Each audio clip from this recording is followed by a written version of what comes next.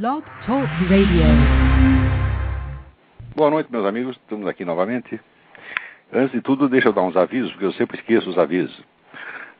Então anotei aqui para não escapar. O primeiro é que, na semana passada, ao dar os telefones para inscrição no curso de paralaxe cognitiva, que vai ser realizado aqui na minha casa, eu dei os telefones completamente errados. Né? Os telefones certos são 041 3262-0100 ou 041 9974-4443 com o senhor Eduy, E-D-U-Y. Repetindo, 041 3262-0100 ou 041 9974-4443. Aqueles que já estão inscritos, por favor, entrem em contato com o senhor Eduy, porque eu preciso do número dos seus passaportes. Outro aviso, na quarta-feira, 1º de agosto, às 19 horas, haverá na sede da E-Realizações, em São Paulo, na rua França Pinto, 498, o lançamento dos meus livros A Dialética Simbólica e O Futuro do Pensamento Brasileiro. O Futuro do Pensamento Brasileiro é uma reedição bastante aumentada do livro que foi lançado pela Faculdade da Cidade, eu creio que uns 4 ou 5 anos atrás. A edição está, acho que quase o dobro do tamanho. E a Dialética Simbólica é uma coletânea de trabalhos curtos, realizados ao longo de 10 anos aproximadamente, sobre vários pontos específicos que eu fui tentando esclarecer à medida que me parecia necessário, antes de me aventurar em questões mais gerais. Então tem ali alguns escritos que inclusive já foram publicados em edições pequenas, como os gêneros literários, por exemplo, que depois desapareceram. Não tem, esses são livros que estão completamente esgotados há muitos anos. Então, esses livros estão reproduzidos, esses textos estão reproduzidos lá. Os Símbolos e Mitos no filme Silêncio dos Inocentes também está lá. E assim por diante. Tem vários trabalhos curtos. Muito bem.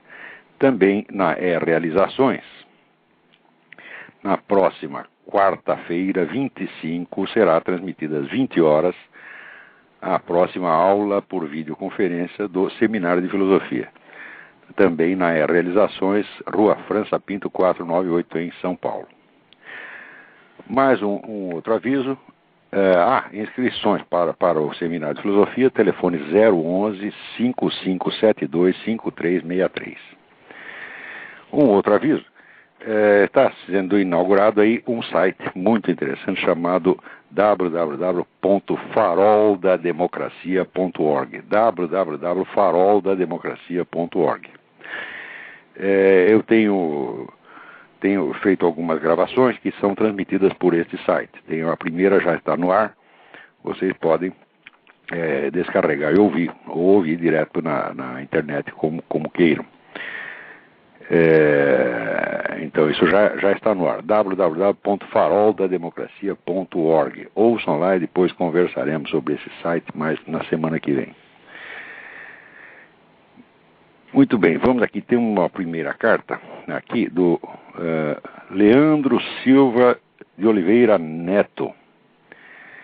Ele diz, se puder responda no blog Talk Radio. Apesar de ser contra a legalização das drogas, tenho dificuldade em defender a minha opinião quando deparo com pessoas que dizem que a legalização das drogas seria a melhor opção, pois acabaria com o tráfico e toda a violência que vem junto com ele. E como o álcool e o tabaco são legalizados, seria hipocrisia não legalizar as outras drogas. Ele diz, muito bem. Aí a questão é realmente simples. Em primeiro lugar, se você legalizar as drogas, você terá que anistiar junto com elas todos os crimes cometidos em função do tráfico de drogas nos últimos 30 anos. Não tem sentido, desde que o comércio se transformou em legal, você agora começar a prender os traficantes. Não tem um único traficante que não esteja culpado de crimes de homicídio, sequestro, etc. São milhares de crimes. Né? No Brasil, acho que metade dos crimes estão cometidos que têm alguma relação com droga. Então, se você legalizar as drogas, mas não anistiar os camaradas, então você começou automaticamente uma guerra que desta vez será contra o tráfico legal. Isso certamente resultará na criação de um tráfico ilegal ainda mais intenso. Se você legalizar as drogas e ao mesmo tempo anistiar os traficantes, acontece que você estará dando a eles praticamente o monopólio do comércio legal. Por quê? Porque eles já têm toda a rede de distribuição, os pontos de venda, etc, etc. Ninguém vai poder concorrer com eles nesse negócio. Então você terá premiado com o comércio legal, vamos dizer, a casta de bandidos mais perigosa, mais assassina que já houve na América Latina. E imediatamente se transformarão numa nova classe dominante. Se é isso que vocês querem, então façam. Imaginar que premiando essas pessoas você vai estar acabando com o banditismo é a ideia mais idiota que já houve.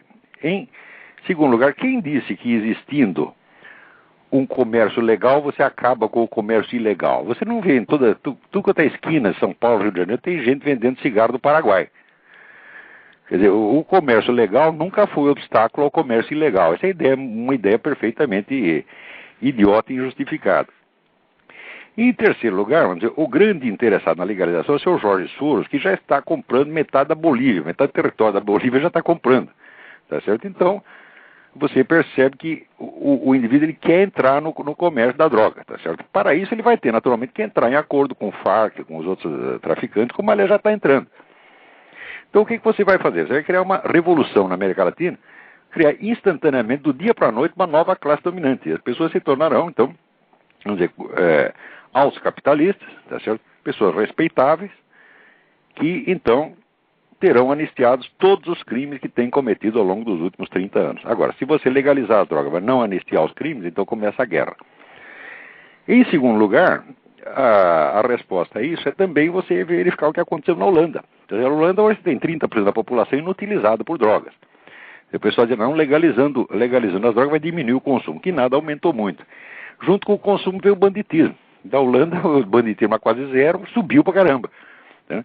Então, todas as experiências realizadas nisso até hoje são absolutamente desastrosas. Né? Agora, a comparação com o cigarro é inteiramente absurda. Você já viu um sujeito dizer que o camarada cometeu um crime, ficou louco, matou a mulher porque ele fumou um cigarro Hollywood, ficou louco, estrangulou a mulher? Você já viu isso? Né? O cigarro não provoca um comportamento antissocial, e a bebida só provoca um comportamento antissocial em casos absolutamente patológicos. A bebida em si não causa nenhum comportamento antissocial, mas a cocaína causa. Quer dizer, a cocaína bloqueia de funções perceptivas importantes e faz com que o indivíduo se torne amoral automaticamente. Você cheirou a cocaína, no instante seguinte ele tem a impressão de que ele é o super-homem, de que ele pode tudo, de que ele está acima do bem e do mal. Esse é o efeito imediato de uma cheirada. Não é efeito cumulativo. Agora, álcool, para chegar a fazer um dano desse, o gente precisa beber durante muitos anos, muita coisa. Tá certo? E existem pessoas, vamos dizer, muitas pessoas que bebem bastante e que continuam tendo uma conduta social perfeitamente normal. O que com a cocaína é impossível. Porque o efeito, vamos dizer, de psicológico antissocial da cocaína é imediato. O gente cheirou a primeira vez, ele já está com as ideias esquisitas na cabeça. Ele já acha que pode, faz, acontece. Né? Então a comparação é totalmente absurda. São pessoas que raciocinam a partir de palavras. A partir da hora que você chamou tudo isso de droga, então eu acho que é tudo a mesma coisa. Não é isso? Agora, até com relação ao cigarro, isso aí é absurdo. O sujeito diz, o cigarro faz mal. Eu digo, olha, pera um pouquinho. Se você pegar 20 marcas de cigarro, você vai encontrar 20 composições químicas completamente diferentes. Então, se a coisa diz o cigarro faz mal, ele está falando que um universal abstrato chamado cigarro tem um efeito químico. Eu digo, um universal abstrato não pode ter efeito químico algum. Quer dizer, só o que pode fazer mal, mas é esta substância, esta combinação específica, né, de substâncias que tem este efeito. Tá certo? E, aliás, essas pesquisas todas com relação a cigarros é tudo uma empulhação. Tá certo? Tem o antitabagismo, é a indústria mais porca, mais canalha que já apareceu no mundo, porque é tudo falso. Aqui nos Estados Unidos, por exemplo, eles alardeiam que mora 400 mil fumantes por ano. É verdade, mora 400 mil fumantes por ano. Acontece que eles moram exatamente na mesma idade do restante da população. Esse negócio de que o cigarro vai diminuir a sua vida em média 2 anos, 3 anos, isso é tudo furado. Acompanhe num site chamado www.forces.org e você vai ver lá vamos dizer, as pesquisas que não são divulgadas. Porque essa organização como a ONU, como a Organização Mundial de Saúde, são organizações criminosas que estão aí só para tirar dinheiro dos governos, tá certo? E não prestar serviço nenhum, tá certo? Então, tá lá as pesquisas que eles mesmos fazem e eles não divulgam. Eles só divulgam o que coincide com a causa antitabagista. Por exemplo, esse dado que eu acabei de lhe dar, a respeito da mortalidade de 400 mil por ano, isso aí é da própria Organização Mundial da Saúde. Então isso eles colocam só na publicação técnica. Né? Quer dizer, a idade dos caras, que é idêntica à idade dos outros, né, da média da população, eles guardam para publicação técnica. E para o povo, eles dizem, morre 400 mil fumantes por ano. Esse é todo um monte de bandido. Né? Ai, ai, ai. Vamos ver aqui. O que mais? Aqui, Davi Carvalho. Na Folha Ilustrada de sábado estava propagando essa nova onda de livros ateus militantes que agora chega ao Brasil, trazido com as obras de Hitchens e do nosso amado Dawkins. Outro dia, em uma livraria, viu o tal Livro Negro do Cristianismo. Ora, é exatamente como eles fizeram no dia seguinte, eles fizeram o Livro Negro do Capitalismo. Saiu o Livro Negro do Comunismo, eles imediatamente tem que ter uma contra-propaganda, né? Porque para eles é tudo propaganda. Então, para alcançar uma quota, vamos dizer, de mortos no capitalismo semelhante ao comunismo, o que eles fizeram? Atribuíram ao capitalismo, primeiro, todos os mortos da Guerra Civil Espanhola. Segundo, todos os mortos da Segunda Guerra Mundial. Falaram, assim é fácil. Quer dizer, você atribui ao capitalismo praticamente todas as mortes que ocorreram no mundo. Então daí o capitalismo fica parecendo tão mal quanto o comunismo. As pessoas, os autores disso, e divulgadores no Brasil, como o seu Emir Sader, tinham que estar na cadeia, porque isso aí é estelionato. Eu não li ainda o Livro Negro do Cristianismo, mas eu posso apostar que foi feito na mesma base. Eu vou comprar essa droga e vou examinar. Agora, eu já estou com o saco cheio de denunciar esta coisa e ver que essas coisas passam impunes. Porque isso aí é propaganda enganosa. A pessoa que faz uma coisa dessa, ela tem que ser acionada judicialmente, você vai prestar satisfação aqui. Agora, pergunto eu, cadê os cardeais, cadê os bispos? Por que no... Se o sujeito faz uma propaganda enganosa contra a igreja e ninguém reage, então o resultado sai de graça, é até premiado. Entendeu? Então, se um ataca e o outro não defende, bom, já ganhou a guerra. Lenin dizia que quando você fez o adversário perder a vontade de lutar, você já ganhou. Então, no caso da igreja, é isso. O pessoal, aliás, a igreja está infiltrada em comunista, acho que tem 80% desta CNBB é tudo comunista. Então, o que faz? Você, do lado de fora você ataca, e do lado de dentro você infiltra gente que não defende, que está lá para fazer de bonzinho, até para afagar, passar a mão na cabeça do adversário. Então, daí fica fácil. Tá certo? Então, vamos ver essa porcaria do Livro Negro do Cristianismo.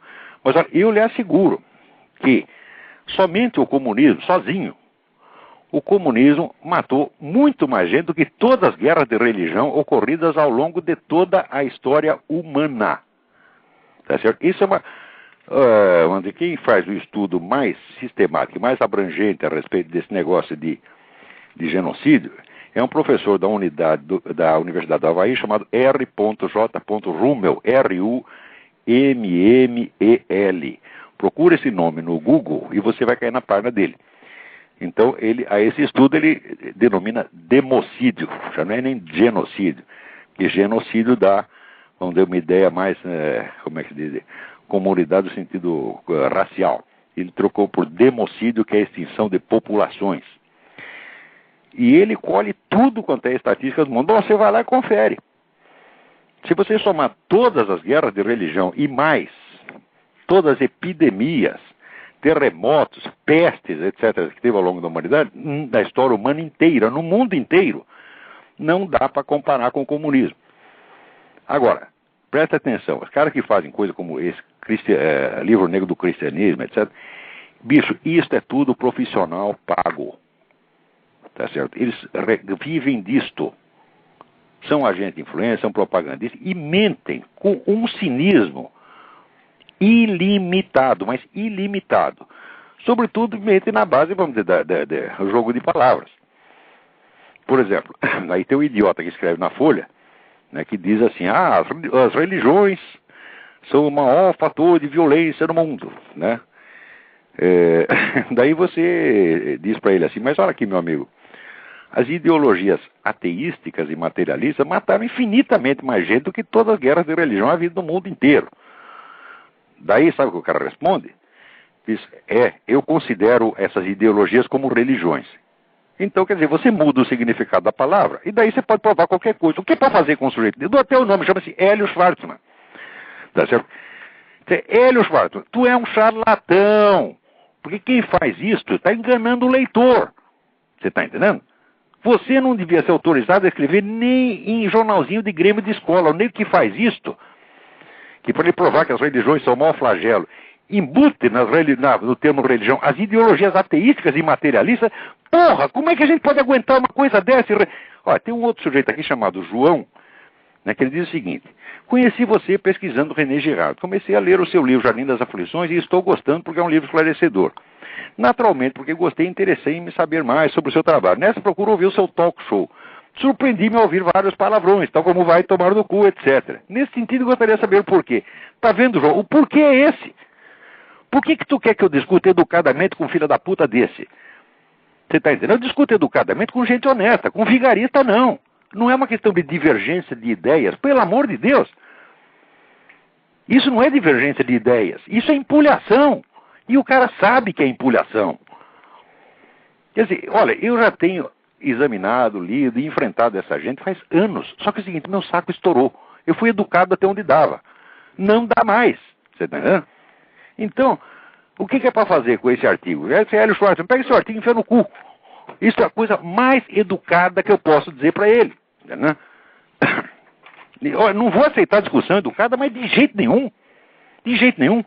Porque a especialidade dessa gente é a coisa pérfida. Por exemplo, você escreve um artigo muito educado e menciona você, e no meio lá acusa você de nazista ou de homofóbico, que acusou de 2 crimes. Você quer que eu responda o quê? Tá? Nazista é a puta que eu pariu. Homofóbico é o cu da sua mãe. Eu não posso dar uma resposta educada a 2 falsas imputações de crime, e eu também não posso processar individualmente todos os canalhas que fazem uma coisa dessa.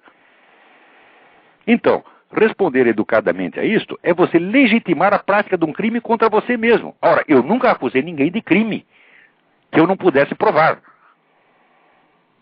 Agora, você quer que eu aceite que esse pessoal faça isso e que eu responda educadamente? Isso é uma camisa de força. Isso é um jogo pérfido destinado a amarrar a nossa mão, tornar-nos impotentes e nos subjugar à prepotência desses canalhas que querem carimbar os outros do que bem entendam e nunca ter uma resposta à altura.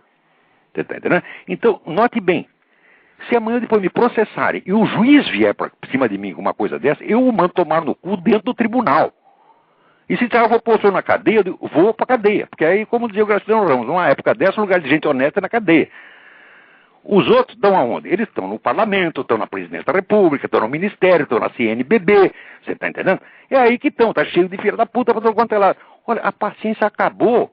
A minha paciência já acabou. Eu estou ficando velho, um dos privilégios da velhice é não precisar respeitar mais ninguém. O sujeito não vai chegar para mim e dizer, né, respeito os meus cabelos brancos, ou respeito os meus pentelhos brancos. Ah, pô, eu já estou velho, não quero manter paciência com essa porra, pô. Porque quando eu era jovem, eu era educado, né? Mesmo quando a pessoa falava absurdo, eu era um cara humilde, eu respondia tudo. Por quê? Porque eu era jovem. Agora não sou mais. Eu respeitava os mais velhos, agora não há mais velhos para respeitar, você está entendendo? Quando tem velho, só tem velho canalha. Você está entendendo? O que é isso? Aparece o seu Marco Aurélio Garcia, tá lá cheio de cabelo branco. Vou respeitar os cabelos brancos desse merda? O que é isso, porra?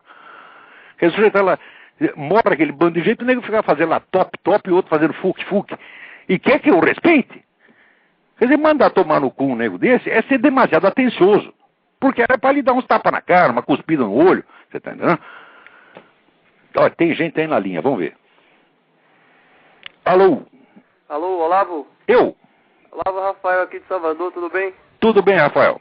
Olavo, mudando aí um pouco de assunto, eu tô lendo aqui o livro Ética Nicômaco, cheguei ao seu final, e ele fala sobre... Qual que é? Peraí, eu não entendi o... O livro de Aristóteles sobre a ética. Ah, sim. Aí, no final, ele fala da contemplação, e eu li um texto seu sobre a contemplação amorosa, eu queria que você comentasse aí em que medida os conceitos se aproximam e se distanciam, e uma outra coisa, que você comentasse aí a morte da CM, E eu vou sair da linha porque, para não gastar a ligação aí, tá... Ah, faz muito bem. Aliás, as pessoas que ligam, eu peço, por favor, ligam, faz a pergunta e sai da linha para não ceder lugar para os outros. Né? Senão atrapalha. Então faz muito bem. Obrigado pela sua pergunta, vou tentar responder brevemente. Beleza, tchau. Tchau, tchau. Então, muito bem. Aristóteles coloca a atividade contemplativa, cognitiva, de tipo contemplativo, no topo da inteligência humana, mas, em parte alguma, ele fala algo sobre a técnica, sobre o conteúdo mesmo da experiência contemplativa.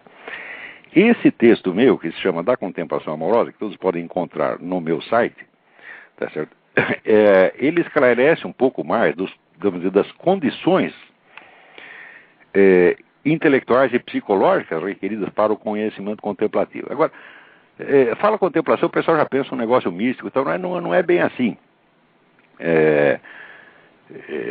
Eu talvez num outro programa eu possa até explicar isso com mais atenção. Mas de qualquer modo, veja, uma distinção elementar. Você pode fazer facilmente essa experiência. Você deita na sua cama, fecha os olhos, tá certo? E começa a prestar atenção nos ruídos, todos os sons que chegam até você. Se ouve uma buzina, se ouve um passarinho cantando, o ronco da geladeira, etc, etc. Você está percebendo que nesta atividade você está puramente passivo e receptivo. Agora, em seguida você pode fazer um outro exercício para você contrastar. Você fecha os olhos, imagina um fundo totalmente preto, e ali você imagina um pontinho branco. Em seguida você faça esse pontinho branco se deslocar à direita, formando uma linha branca. Depois, para correr uma certa distância, faça um ângulo reto e desça com a linha e vai formando um quadrado. Presta atenção, esta atividade mental é puramente construtiva. Num caso, você está recebendo o que vem de fora. Tá certo? Isso aí vamos dizer, esses dois exercícios são sugeridos num livro maravilhoso de um autor chamado Narciso Irala, que se chama Controle Cerebral Emocional. Só que ele dá esse exercício para fins terapêuticos. Eu uso os mesmos dentro de um outro contexto para fins cognitivos, para você aprender a distinção entre o que é perceber, tá certo? Que é uma atividade contemplativa, tá certo? E o que é você criar ou montar, tá certo? Ou construir mentalmente. A quase totalidade das pessoas que eu conheço, e estou falando disso não de gente do povão, mas de formadores de opinião, etc., não são capazes sequer de perceber essa diferença. Quer dizer, o sujeito não percebe quando ele está escrevendo sobre algo que ele percebeu e quando é uma construção mental criada por ele mesmo. Nem isto os idiotas percebem. Tá certo? Por exemplo, o nego que diz, eu incluo as religiões, eu incluo as ideologias materialísticas na roda de religiões, isso não pode ser percebido nos fatos de maneira alguma. Isso tem que ser criado mentalmente, mediante um arranjo. E você tem que ter uma alteração de significado de palavra para se adaptar a um propósito seu. Então, vamos dizer, isso não é uma atividade perceptiva. O sujeito não percebeu isso, ele está criando, está montando isso. Tá certo? Ora, ao longo do tempo, tá certo? Você começa a ver que muitas coisas que normalmente nós aprendemos por método construtivo, mais ou menos, como você monta uma demonstração geométrica, ou como você monta uma figura geométrica, muitas dessas coisas, depois de você tê-las montado por este método geométrico construtivo, aí você pode contemplá-las. Do mesmo modo, vamos dizer que o arquiteto que constrói um edifício, uma obra de arte, uma catedral, por exemplo, depois de construído, ele pode contemplá-la toda de uma vez, tá certo? E ele pode, como ele conhece todos os pontos da construção, os lugares, os ângulos, etc., etc., de certa maneira ele pode perceber simultaneamente, vamos dizer, aquele edifício com todas as suas direções e desde muitas perspectivas simultâneas. Então aquilo que era objeto de construção se torna, por sua vez, objeto de contemplação. Tá certo? Essas coisas que deveriam ser ensinadas, pois o que eu estou falando não são doutrinas, são técnicas. Se o sujeito não sabe essas técnicas, ele não sabe merda nenhuma de filosofia. Isso quer dizer que todos esses professores de filosofia do Brasil É tudo empulhador, eles não têm a menor ideia do que é técnica filosófica, não sabem sequer distinguir percepção de construção. Sabe talvez o conceito, mas ele não sabe fazer isso na prática. Porque ele não percebe quando ele está expressando uma percepção e quando ele está construindo, por exemplo, um raciocínio. Por exemplo, no Brasil, tudo que você fala, as pessoas dizem que são argumentos. Eu digo, olha, argumentar é construir uma demonstração, uma prova. Construir bem ou construir mal. Agora, quando você está descrevendo um fenômeno que você observa, você não está argumentando porra nenhuma. Tá certo? E as pessoas acham que é tudo argumento. Ah, vamos discutir argumento. Não, peraí. A argumentação é depois do conhecimento perceptivo, é depois da percepção do fato. Não é isso? Aliás, quando a atividade construtiva da mente é muita, tá certo? Você entra numa espécie de delírio. Você não tem mais percepção. Você não tem mais tempo para ter a percepção. Tá certo? Então essas coisas todas, eu acho que tinha que ser ensinado desde o ginásio. Tá certo? Eu pretendo, vamos dizer, nas minhas aulas, se eu tiver tempo, dar um breve curso de metodologia filosófica. E pode ter certeza, a metodologia filosófica começa com exercícios, para a pessoa perceber coisas desse tipo, por exemplo. Tá certo? Ou, por exemplo, aprender a dar um nome dos seus estados interiores, das suas várias emoções. Uma parte da pessoa que eu conheço, tá certo? Não sabe distinguir direito, por exemplo, se tem ciúme ou tem inveja, certo? Se tem rancor ou ressentimento. Eles confundem tudo, porque eles não sabem sequer o nome dos componentes da sua psique, não conseguem identificar isso na prática. Então são pessoas que estão como que bêbadas, você está entendendo? Estão fora da realidade. Tá certo? Quando fala realidade, hoje em dia quando se fala realidade, o sujeito acredita, a realidade é que ele coincide com a opinião dele. Ele pensa isso por quê? Porque ele está num mundo inteiramente construtivista, ele não tem percepção. Ele não sabe perceber e narrar a percepção, descrever a percepção. Tá? Então, acha que de fato é tudo uma questão de ideias, de opiniões, etc. E daí cai no relativismo. E bom, mas isso aí é o caminho da estupidez. Quanto à morte do Antônio Carlos Magalhães, ou seja, uns anos atrás, o pessoal descrevia o Antônio Carlos Magalhães como uma liderança todo poderosa. Eu já avisava naquele tempo, o Antônio Carlos Magalhães, para destruir o Antônio Carlos Magalhães, o PT não levaria mais de 5 minutos para destruí-lo e desativá-lo. Ou seja, agora o Magalhães chegou a ter a bancada dele lá, chegou a ter 200 deputados, agora tinha 9. Tá certo? Quer dizer que quebraram as pernas do homem definitivamente. E, evidentemente, com a idade que ele estava, a derrota é uma coisa terrível. Tá certo? Até que ele durou muito depois disso. Durou, ainda tentou lutar um pouco. Mas por que foi tão fácil destruir o Magalhães? Por quê? O Magalhães tinha popularidade, ele tinha eleitorado, mas ele não tinha militância organizada. E esta é a grande ilusão no Brasil. Eles confundem, vamos dizer, o sujeito que tem eleitorado, que tem popularidade, com o poder de um partido que tem militância organizada, se reunindo todo dia, conversando todo dia, participando todo dia, entendeu? Então, olha, contra uma militância, só outra militância. Eu tenho dito isso para esses idiotas do PFL, ou como já é um Partido Democrata. Eu estou dizendo isso há 10 anos, os caras não entendem e acham que são políticos. Então, ô, seu Bornal, o senhor não é político coisa nenhuma, o senhor é um amador. Para ser político tem que estudar, meu amigo, saber como é que as coisas funcionam. Você não pode se opor a uma militância mediante um público, um eleitorado. Você está confundindo política com marketing. Você está entendendo? Por exemplo, se você está fazendo marketing, lançou um produto na praça, tá certo? Você não vai querer que as pessoas trabalhem para o seu produto, você quer apenas que elas o comprem. Compram uma vez na vida, por exemplo, você fabrica carro, se ele comprou um carro uma vez na vida, pronto, é o máximo que você espera dele. Mas em política, o eleitor só trabalha para você uma vez a cada 4 anos, se tanto. Mas a militância trabalha todo dia e fará o que você mandar. Então, se você não cria militância para enfrentar militância, você está liquidado.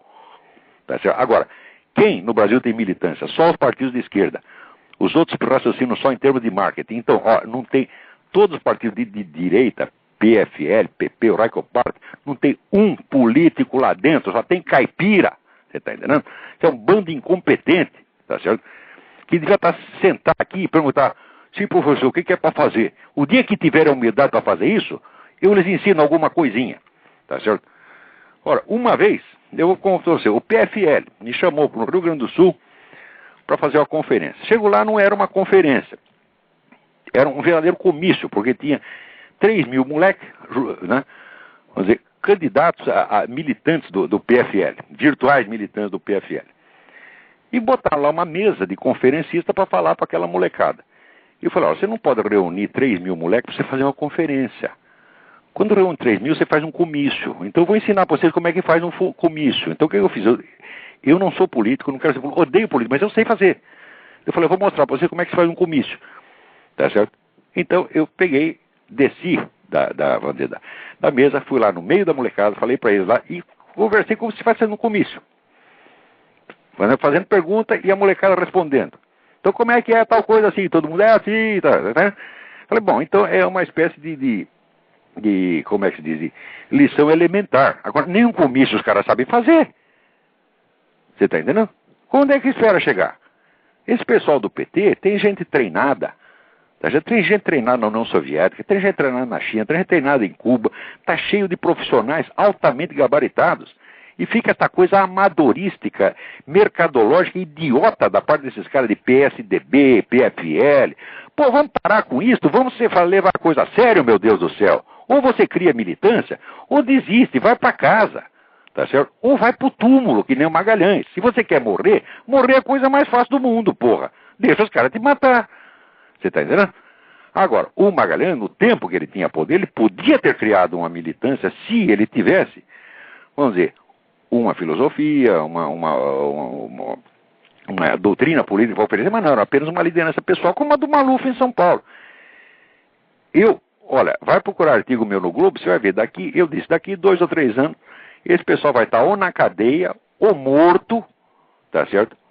Ou trabalhando para o PT. Mas dito e feito. Onde é que está o Collor agora? Está puxando o saco da PTzada, você está entendendo? Que poder tinha o Collor? Nenhum. É apenas um caipira. Eu não sei por que leva a sério essa gente. No Brasil, entre os direitistas ou conservadores, chame como quiser, não tem um político. Estão todos vereadores do interior na melhor das hipóteses. Você está entendendo? E é uma gente orgulhosa que acha que sabe. E quando chega o sujeito que estudou, que conhece o negócio, tá? O que eles querem fazer? Eles ficam com invejinha de você e querem mostrar que eles também são intelectuais.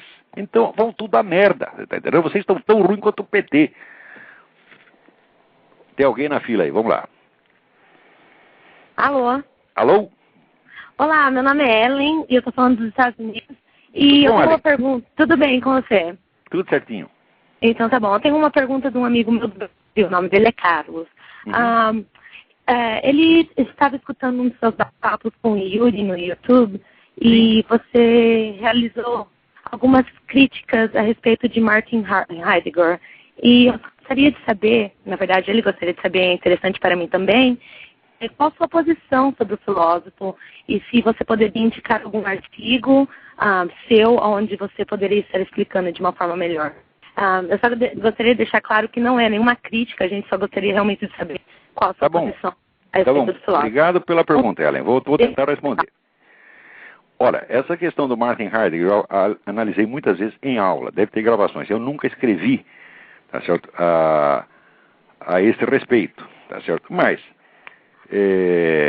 basicamente, o problema com Heidegger é o mesmo problema de Hegel. Quer dizer, é um sujeito que tem um enorme talento filosófico, um gênio filosófico, mas é desonesto, tá certo? O Heidegger começou a carreira dele, tá certo? Ele era de família católica, ele acabou, vamos dizer, virando protestante porque era mais fácil para subir na carreira universitária. Quer dizer, o nego que já sacrifica a sua fé, a sua carreira, você vê que já começa com um negócio mais ou menos errado. Ao longo do tempo, você vê que este erro inicial, ele acaba se abrindo como se fosse um ângulo, né? Que no começo, vamos dizer, perto ali da raiz é pequenininho, mas à medida que vai se afastando, vai abrindo, vira um rombo, tá, né? E o rombo aí do Heidegger, vamos dizer, toda esta questão que ele fala, vamos dizer, sobre o ser, a ideia de que o ser foi abandonado, tá certo, pela filosofia ocidental desde os pré-socráticos, e que o pessoal só falava dos entes. Em primeiro lugar, isso é mentira. Isso realmente não é assim. Tá certo? É mais ou menos uma crítica que depois, em outros termos, o próprio René Guénon faria. Tá certo? Então, em primeiro lugar, esse é um julgamento injusto de toda a filosofia ocidental. Segundo, quando o nego diz, olha, Durante 2000 anos toda a filosofia esteve errada, todo mundo errou, e agora eu vou apresentar o certo para vocês. Já é para começar a desconfiar um pouco, por quê? Porque filosofia é uma tradição. Quer dizer, você vai tendo uma espécie de efeito acumulado e você tem que raciocinar em cima do que os seus antecessores fizeram. Você não tem como derrubar tudo. E o Heidegger, vamos dizer, é um dos grandes pais desse negócio que hoje se chama o desconstrucionismo. Tá certo? Então, o desconstrucionismo consiste no seguinte, consiste em você derrubar todos os pilares do conhecimento e daí sobra em cima o quê? Sobra a vontade do Führer. Mais ou menos como Nietzsche, né? A transvaloração de todos os valores. Você derruba todos os valores, então não tem mais valor. Então agora só tem o quê? Tem a total liberdade. Presta atenção. Quando você tem a total liberdade, não há mais limite, tá certo? Então quem é que vai ganhar a parada? O mais descarado, o mais despudorado. Sempre vai aparecer algum Hitler, algum Fidel Castro, e vai botar o pinto na mesa e dizer quem manda é ele, tá certo? E é para isso aí que o seu Heidegger contribuiu. Tá certo? Quem faz umas análises muito boas de Heidegger é o Eric Voegelin, né? Voegelin. Procure esse autor, tá certo? E você verá ali as observações arrasadoras. Eu vou tentar escrever algo mais, pegar nas minhas aulas, as coisas que eu já fiz e voltar a isso, tá certo? Lamentavelmente no nosso programa nós temos um limite, assim, o máximo que dá para dizer é isso aí. Muito bem. Agora, aqui, o Silvio Camargo manda aqui um escrito de um amigo dele, chamado Lucas Mafaldo, sobre a política americana, Bush e os neoconservadores, entre a direita e a esquerda. E ele menciona aqui as análises feitas por um autor chamado Justin Raimondo, que defende que o neoconservadorismo está em total descontinuidade com a antiga direita americana. Pelo que entendi, os artigos ele defendem que o neoconservadorismo é simplesmente uma deturpação do conservadorismo original, causada, de certo modo, pela conversão de vários trotskistas à direita. E esses ex-militantes trotskistas continuaram com alguns hábitos de pensamento típicos da ideologia que tinham abandonado, especialmente a ideia da revolução internacional, que agora já não teria mais como objetivo a expansão do socialismo, mas sim a da democracia. Olha, esta ideia do Lucas Mafaldo estão certíssimas, é exatamente isso. Eu sugiro que vocês leiam, deem uma olhada, esse é no blog dele, chama-se www.lucasmafaldo.contracorrente.com.br. É um blog de altíssimo valor, tá certo? Onde se discute questões verdadeiramente sérias. E olha, dos formadores de opinião no Brasil, não tem nenhum que saiba o que se passa aqui dentro. Não tem um no Brasil, na Folha de São Paulo, no Estadão, na Veja, que tem a menor ideia do que é neoconservadorismo. Agora, o Lucas Mafaldo tem, porque ele acompanha. Se o sujeito está lendo aí o Jet Here, o Justin Raimondo, tá bom, aí já está sabendo o que está falando. Então, esse negócio do neoconservadorismo começou, sobretudo, com a influência do Léo Strauss.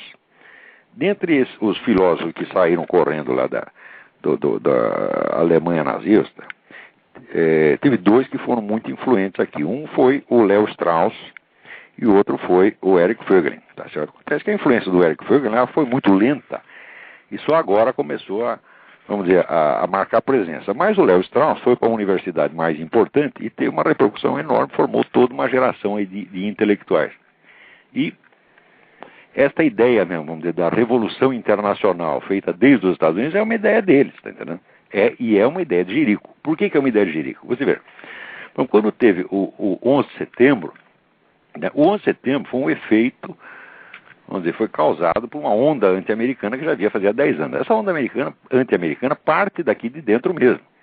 Parte dos Ted Kennedy, Nancy Pelosi, Michael Moore, essa gente toda. Quando teve aquele ataque, o que o sujeito inteligente faria no lugar do George Bush? Fala, é a hora que eu tenho, é a oportunidade que eu tenho para liquidar esse bando de traidores. Eu tinha que ter chamado os caras à responsabilidade naquela hora e liquidar o inimigo interno primeiro, que é o que se faz numa guerra. Numa guerra você não vai entrar numa guerra com um país dividido. Você primeiro liquida o inimigo interno e daí tu vai para a guerra. O Bush fez o contrário, ele quis simular uma unidade nacional, né, como se, vamos dizer, esse pessoal todo do Partido Democrata fosse gente muito patriota, e fazer a guerra lá no Iraque, para espalhar a democracia no mundo, conforme estava a ser recomendado pela escola aí do Léo Strauss. Resultado, tá certo? Ele não ganhou o Iraque, tá certo? E os Estados Unidos hoje está pior do que antes, porque o poder dessa turma, o poder dos traidores, cresceu demais. Tá certo? Se ele fez isso por burrice ou por estar comprado por eles mesmos, eu não sei. Por quê? Porque tem um elemento aí que se chama CFR, Council on Foreign Relations, que é o órgão, vamos dizer, o órgão pensante do globalismo americano. Globalismo e, portanto, no fim das contas, anti-americanismo. O Bush é um membro do CFR. Tá certo? Então, como observa aqui o Lucas Mafalda, quando o pessoal fala em Bush aí, eles pensam que é o sinônimo, no Brasil, eles pensam que é o sinônimo do direitismo, é o direitismo encarnado. Eu digo, mas precisa ser muito burro para pensar um treco desse. Aqui nos Estados Unidos, todo mundo sabe que se ele é um conservador, é na melhor hipótese conservador ambíguo, que dá um cravo na ferradura, né? E que muito da política dele, tá certo, pode ser explicado por burrice e muito pode ser explicado por um propósito deliberado de fortalecer o globalismo e enfraquecer os Estados Unidos. E como é que o negro pode estar interessado, vamos dizer, ser um defensor do interesse nacional, quando ele mesmo já assinou esse pacto com Paul Martin e Vicente Fox para diluir as fronteiras entre Canadá, México e Estados Unidos? Ou seja, dissolver a América, tá certo, numa unidade administrativa chamada Comunidade Norte-Americana. Você está evidentemente contra os Estados Unidos, tá certo? Então, vamos dizer, o que hoje em dia, quando se fala em político conservador, você tem que tomar muito cuidado. Tá certo? Porque, você veja, o movimento revolucionário mundial tem 3 séculos já. Tá certo? E ele atua em todas as frentes. Tá certo? Então, se você for um partido conservador, no dia seguinte você tem 50 agentes do movimento revolucionário lá dentro, lutando por políticas, não que sejam esquerdistas, mas que enfraqueçam propositadamente o conservadorismo, para ele dar a cara a tapa e, vamos dizer, se oferecer inerme perante o seu atacante revolucionário. Então é exatamente como eu estava dizendo que o pessoal faz na igreja. Quer dizer, um ataca de fora e o outro de dentro não defende. Não defende por quê? Porque ele foi contratado para não defender. Tá certo? Então é exatamente como é um processo que você tem em qualquer doença, né? Você tem, vamos dizer, os ataques vindo do meio ambiente, né? Calor, poluição, frio, etc, etc. E você tem os germes dentro que eliminam as suas defesas. Aí se não tiver isso, se não tiver atacar pelos dois lados, você nunca vai perder. Então, quer dizer, essa ideia idiota de que os perfis, vamos dizer, das correntes em disputa pelo poder no mundo coincidem com os nomes dos partidos, mas só se for um cretino. Agora, no Brasil, todo mundo acredita nisso. Não é isso? Bom, no Brasil, o pessoal acredita. Você vira, a nossa direita, aí o que fez o PFL? Se transformou em Partido Democrático e diz que a inspiração deles é o Partido Democrático Americano. Quer dizer, ora, o Partido Democrático Americano é a esquerda, é o partido protetor do Fidel Castro, protetor do Hugo Chávez, protetor das Farc, tá certo? Então a nossa direita, que é burra pra caramba, tá, vamos nos inspirar no Partido Democrático Americano, porque eles acham que tudo que é americano é direitista. Mas olha, o Brasil, o Brasil está tão isolado da realidade, você não tem a fonte de informação. Olha, esse pessoal de mídia está fazendo um trabalho de isolar o país do mundo, que é uma coisa monstruosa, né? E muito bem, vamos ver, tem aqui algumas coisinhas que eu gostaria de comentar antes de acabar este programa. Escreve aqui o Leandro Oliveira, tá certo? E ele pergunta em por onde começar o estudo de filosofia. Ele falou, Leandro, eu não vejo mais o que eu poderia te recomendar, se não você acompanhar minhas próprias aulas de conferência. Não vejo outra coisa. Quer dizer, se eu tivesse outro meio de orientar as pessoas fora das aulas, eu faria, mas eu não tenho. Tá certo? É verdade que nem todas as pessoas têm condição para fazer isso, mas boa parte do material que eu dou nos cursos acaba virando apostila. Tá certo? E ao longo do tempo eu vou tentar ampliar o espaço desse programa para poder dar, não apenas responder e-mail, comentar notícias da semana, mas para poder dar aulas aqui no ar. Eu vou tentar fazer isso, tá entendendo? O pessoal muitas vezes pensa que estudar filosofia é uma questão de ler livros. Eu falo, não, existe, por exemplo, agora como eu comecei, estava mencionando agora mesmo, existe uma série de exercícios, de práticas mentais que você precisa ter para você enquadrar, afinar a sua mente com o espírito filosófico, tá certo? Isso é desconhecido, de fato, nos cursos de filosofia. As pessoas não têm a menor ideia do que é isto, né? Agora, em matéria de leituras, o que eu sugiro é o seguinte: você pega todas as obras de um filósofo particular, Platão, e vai lê Platão por 4, 5 anos. Não importa se você tiver dificuldade para entender, Vai e persiste. Quando você achar que você está confuso, você vai estar muito mais, a sua cabeça vai estar muito mais organizada do que qualquer outra pessoa em torno. Vamos lá, tinha outra pergunta aqui.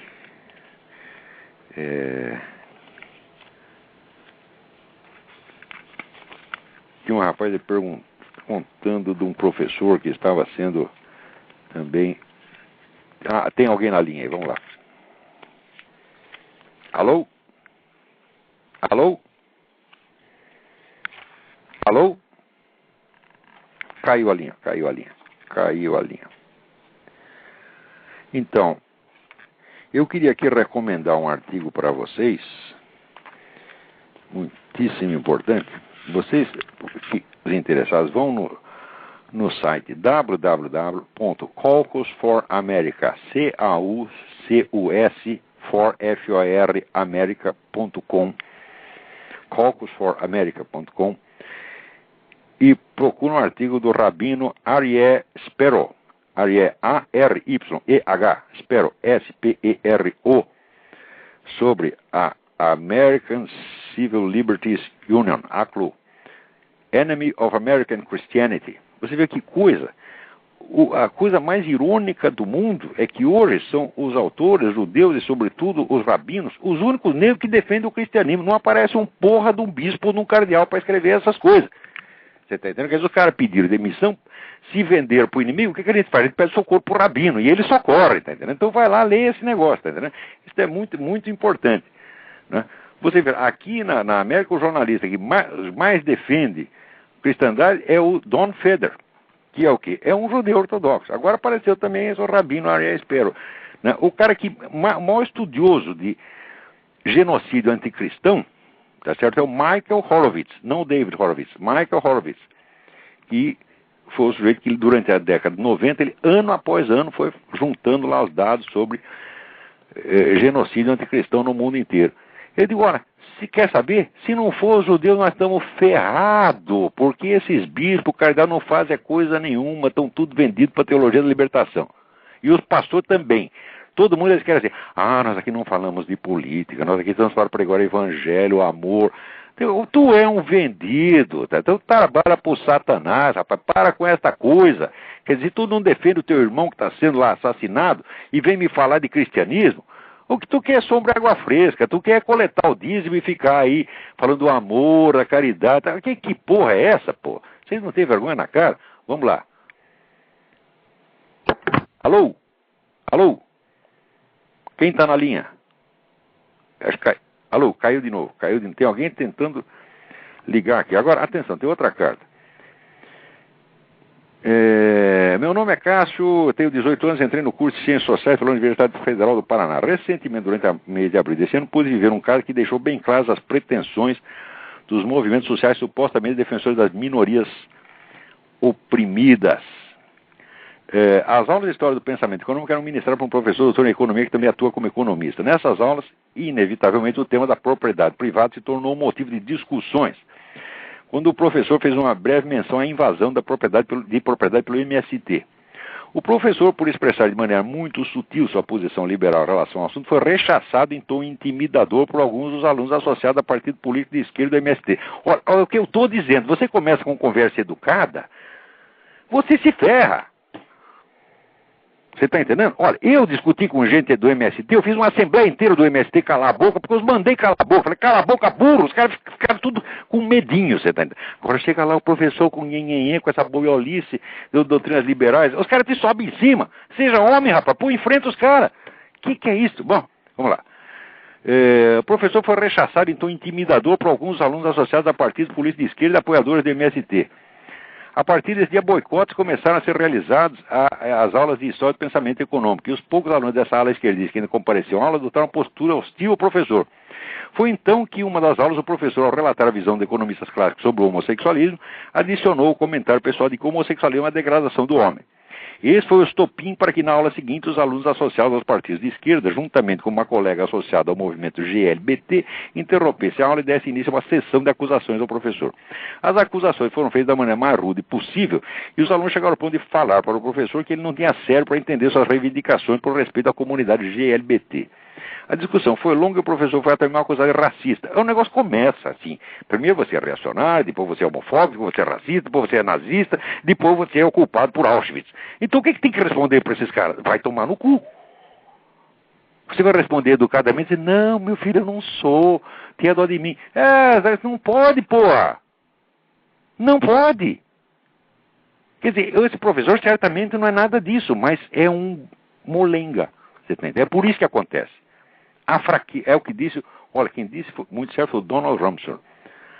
A fraqueza atrai a agressividade. Você está entendendo? Eu já vi tanto jornalista, amigo meu, cara que se recusa à luta ideológica, se recusa a denunciar o comunismo e fica só com essa conversinha de corrupção, de dinheirinho, etc. Todos eles estão cheios de processo. Agora, eu que falo a coisa inteira, tá certo? E cuspo na cara desses fulanos, nenhum tem cara de me processar, porque se você me processar, vai ser a maior oportunidade que você me deu na vida. Porque é a oportunidade de eu provar oficialmente o que eu estou dizendo, e tu vai sair de lá direto para a cadeia, tá certo? Além dos crimes que você fez, tu ainda tem mais um, que é a denunciação caluniosa. Então, esse pessoal de movimento gay, etc., vamos processar porque ele é homofóbico, eles ficam cochichando, mas não fazem. Agora, faça. Vem, me processa por homofobia, desgraçado. Me processa. Que eu vou lá, prova que você está mentindo, prova a sua má fé, tá certo? E você sai de lá direto para a cadeia. Então, o que é isso? Então, quer dizer, nazista é a puta que eu pariu, homofóbico é a puta que eu pariu, tá certo? E não me venha pedir para ser educado, porque se você me imputa um crime, e eu digo apenas que sua mãe é puta, que não é crime, eu estou te acusando de coisa mais branda. A minha acusação é mais branda do que a sua. Então, dobra a língua, engula essa língua, desgraçado. E é assim que esse professor tinha que fazer. O dia que vocês começarem a responder a criminosos, na linguagem com que se fala criminosos, tá certo? Eles vão ficar mais bonzinhos, tá? Agora, veja aqui, no caso, depois disso o professor se retratou e falou que não voltaria mais a fazer esses comentários, mas que ele já possuía conceitos sobre o homossexualismo e não preconceitos, e não teria como reformular a sua consciência. Quer dizer, o sujeito que está falando com seriedade, ele ainda é obrigado a pedir desculpa. Ora, preste bem atenção, este movimento gay, ele não tem nada a ver com defesa de interesses reais da população homossexual. Ele tem que ver a dar para um grupo militante, ativista e ambicioso, o poder de botar na cadeia quem ele quiser. Porque o número de condutas que podem ser condenadas como homofóbicas é imenso. Pior ainda, note bem, eles estão querendo uma lei que coloque na cadeia coloque a pessoa na cadeia por suposto crime de homofobia. Antes da lei ser aprovada, eles já processam a pessoa por crime de homofobia. E entre outros crimes de homofobia, existe o de se opor à promulgação da lei. Isso é nazismo em estado puro. Quer dizer, você propõe uma lei e a lei já criminaliza quem é contra a aprovação da lei. Você já viu isso? Quer dizer, a discussão da lei já é criminalizada pela lei mesma. Ora, e vocês caem nesse engodo e querem discutir educadamente com o sujeito que faz isso. Quem propõe isso é criminoso, bandido, é mente perversa. Você está entendendo? Perversa não por causa do homossexualismo. Se ele saísse não com 500 homens, que nem o Luiz Mota, com 5.500, não seria perversidade comparado com isto. Isto sim é perversidade. Não estou falando da sua conduta sexual, seus vagabundos. Estou falando da sua conduta política humana, tá certo? Eu não tenho nada a ver com quem você transa, tá certo? E nunca abri minha boca para criticar ninguém por ter transado com esse e aquele. Mas espera aí.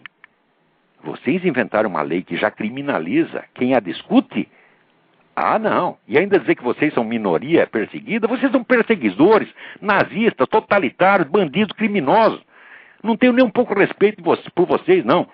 Tem outro ainda que escreve dizer, você está associando a homossexualidade à pedofilia. Eu estou associando? Não. Quem está associando é o Luiz Mota com aquela carta dele indecente sobre o moleque ideal. em que ele faz a descrição de um adolescente e se baba de atração sexual por um adolescente e depois informa que o adolescente tem uma carteira de identidade de 18 anos. Que palhaçada é esta? E quem está associando é o Denilson Lopes, líder gay, que faz conferências condenando como intolerância qualquer condenação que se faça à pedofilia. São eles que estão associando, eu não estou associando coisíssima nenhuma. E para mim eu sei a diferença. Eu sei a diferença entre uma relação homossexual entre gente adulta e com um moleque. Agora, vai explicar isso para Luiz Mota e vai explicar isso para o Denilson Lopes. Né? Tem alguém aí na linha? Mas quase não temos mais tempo. Quantos minutos temos aí? Alô? Alô, quem está na linha? Alô? Não estou ouvindo nada. Não estou ouvindo. Desliga essa que está muito ruim. Alô? Por favor, as pessoas que telefonarem, você abaixa o volume do seu computador. Senão fica 4 vozes em vez de 2 e ninguém entende nada. Vamos ver, tem mais um aí na linha, vamos lá. Alô? Eu? É André, Porto Alegre. Oi, tudo bem? Tá ouvindo? Tô ouvindo. Tá. Faz horas que tu não vem para Porto Alegre. Eu não posso sair daqui, rapaz, porque sabe que o sujeito entra aqui nos Estados Unidos com visto de jornalista. Se ele sair, ele tem que fazer papelado tudo de novo. Eu sou aqui prisioneiro do tio Sam. Tudo bem. Olha, uma questão que eu gostaria de falar contigo é o seguinte.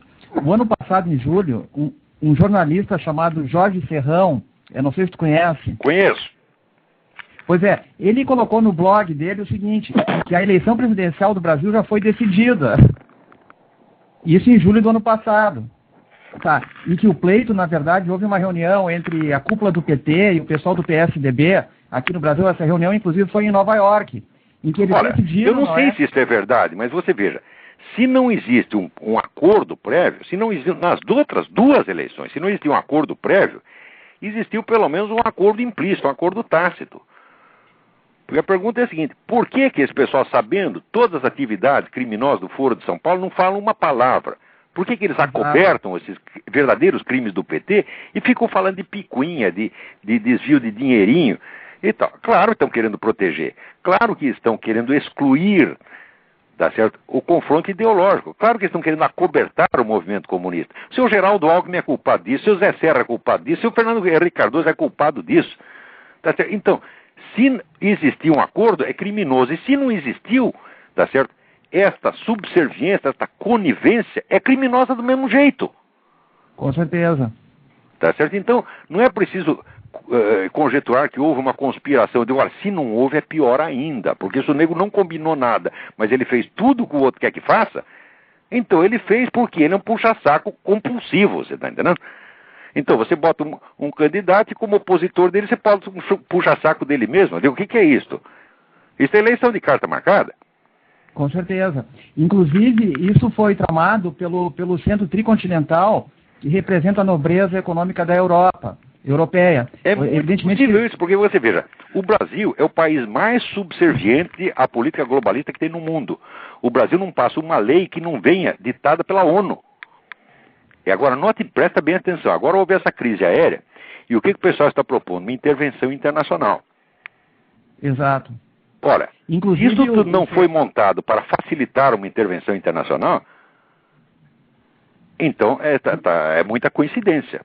Agora, eu digo, 10 anos da eleição do PT, eu digo, você quer ver o que é entreguismo? Vote no PT. Põe o PT no governo e ele vai entregar tudo, como já está entregando. Inclusive o CFR está por trás disso. A esquerda latino-americana trabalha para o esquema globalista internacional, isso é uma coisa óbvia. O Conselho de Relações Exteriores dos Estados Unidos, inclusive, está por trás disso. Não, o CFR mete a mão em tudo, você está entendendo? Inclusive, eles estão por trás do Foro de São Paulo, né? Eles fazem a menor dúvida, não tem a menor dúvida. O pessoal de lá mantém muito boas relações com as Farc. O jeito do CFR já fez várias viagens para a Colômbia, teve conversações muito simpáticas com as Farc. Nós temos que começar a esclarecer isso, nós temos que fazer que nem o americano faz. Entendeu? O americano vasculha tudo, descobre tudo e conta tudo. Agora o pessoal no Brasil só tem curiosidade quando é coisa de dinheiro. Exato. Parece que o dinheiro é mais precioso do que a vida humana, tá entendendo? Quer dizer, esse pessoal de Farc, então eles estão sendo responsáveis hoje, através do Comando Vermelho, do PCC, pela morte de 40, 50 mil brasileiros por ano. Ninguém liga para isso. Agora, quando desviam um dinheirinho, todo mundo fica assustado. Ou o ministro faz top, né? Quer dizer, não é porque esse Marco Aurélio Garcia não deve ser punido porque ele fez top, ele deve ser punido porque ele é o Marco Aurélio Garcia. Tá certo? O fato de ser o Marco Aurélio Garcia já deveria ser proibido. Ninguém pode ser o Marco Aurélio Garcia. Tá entendendo? Então, é isso aí. Quer dizer, eu não sei se o Serrão tem razão com relação ao fato, mas ao espírito, o significado, sem dúvida que tem. E sim, mas a coincidência é o seguinte, ele relata esse fato e por coincidência estava o José Serra em Nova York, eles estavam lá.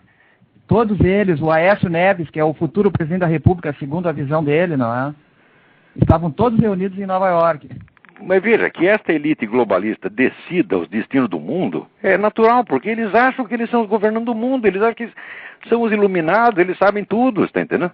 Quer dizer, há 50 anos só fazem cagada uma atrás da outra, só coisa horrorosa, está entendendo? Mas tem dinheiro no bolso e acha que pode, faz, acontece, está entendendo? Junta essa gente de mais Jorge Soros, fala, pronto, estamos liquidados. Nós estamos na mão de não é mais cientista louco, é milionário louco, porra, tá entendendo? Gente muito perigosa, eu diria. Perigosa porque acha que sabe. Você vê, ninguém pode decidir os destinos da humanidade. E assim, nem num país. Todo mundo quer soluções globais para tudo. Ninguém tem cabeça para isso, meu Deus do céu. E outro problema, Olavo, aqui no Brasil está faltando uma liderança para se contrapor ao que existe por aí, não é? Eu não consigo enxergar claro, nenhum. Claro, porque a nossa direita, se não é vendida, é dada. Né? Porque no Brasil, se você corromper o cara, você nem precisa dar propina para ele, né? É a propina potencial, que o sujeito acha que você pode dar propina e já começa a trabalhar para você. Ou então fica com medo, pega a síndrome de Estocolmo, tá certo? E já cai de joelho na frente do inimigo, dizendo que você é maravilhoso, olha aí o nosso presidente operário. Tá? Essa putada, todos esses banqueiros, capitalistas, todo mundo lambendo o saco de Lula. Tá aí Fernando Collor lambendo o saco de Lula. Meu Deus! E os caras não querem que eu fale palavrão. Eu digo, olha, presta atenção, estude a vida do maior dos brasileiros, que foi José Bonifácio de Andrade Silva. Tá certo? Ele dizia um palavrão atrás do outro. Tá certo? Passa o dia xingando, tá entendendo? Porque não aguentava essa merda, já naquele tempo, tá entendendo? Agora, o Brasil está pior do que no tempo da independência, é muito pior. Tá certo? Então, olha, infelizmente nosso tempo acabou. Temos que acabar o programa já. Antes que nos cortem. Grande abraço. Abraço, boa sorte. Muito obrigado a todos, até a semana que vem.